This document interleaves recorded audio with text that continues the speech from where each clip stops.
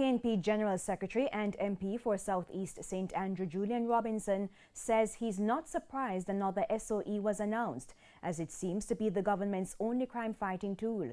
He was speaking at today's meeting of the party's National Executive Council, NEC. It seems to be the only tool the government draws on when there are serious levels of crime.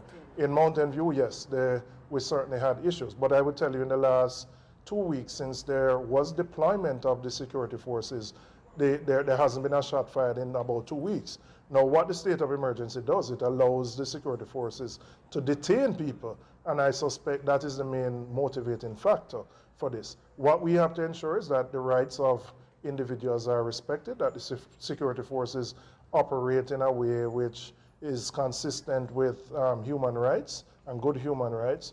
But I don't believe it is the only tool that can be used to control crime.